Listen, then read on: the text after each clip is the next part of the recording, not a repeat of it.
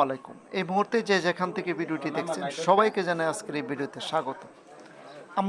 আমরা যারা এমপ্লিফায়ার বানাতে চাই কিন্তু কি কি পণ্য লাগে সেটা অনেক সময় বুঝতে পারি না, কিন্তু কিনে এনে দেখি যে কিছু পণ্য কম এসেছে, তখন আমাদের এমপ্লিফায়ারটি বানাতে একটি পেরেশানিতেই পড়ে যায়। তো সর্বপ্রথম যে জিনিসটি ক্রয় করতে হবে সেটি হচ্ছে ক্যাবিনেট।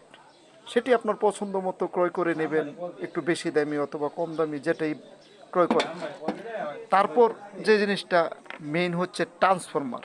অবশ্যই ভালো এম্পিয়ারের একটি ট্রান্সফরমার ক্রয় করবেন, যেটি সার্কিটের সাথে মিল রেখে।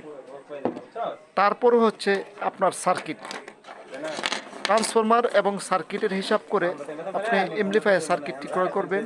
অবশ্যই কম দামের হলেও ভালো মানের কেনার চেষ্টা করবেন। তারপরে হচ্ছে বেস্টন সার্কিট, অল্প দামের বেস্টন হলেও একটু ভালো মানের দেখে ক্রয় করবে।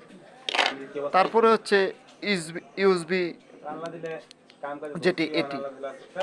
তারপরে হচ্ছে আউটপুট টার্মিনাল। তারপরে হচ্ছে ইন্ডিকেটর এলইডি, যেটি মিউজিকের সাথে সাথে লড়তে থাকবে।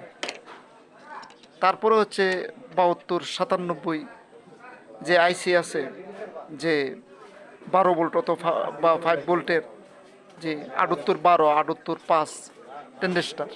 তো আশা করি এ পর্যন্তই লাগে, তারপরে টুকটাক কেবল এগুলো লাগবে।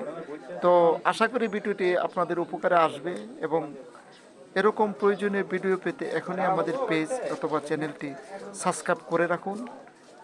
নিয়মিত ভিডিও আসবে ইনশাল্লাহ প্রতিদিন। ধন্যবাদ, সবাই ভালো থাকুন।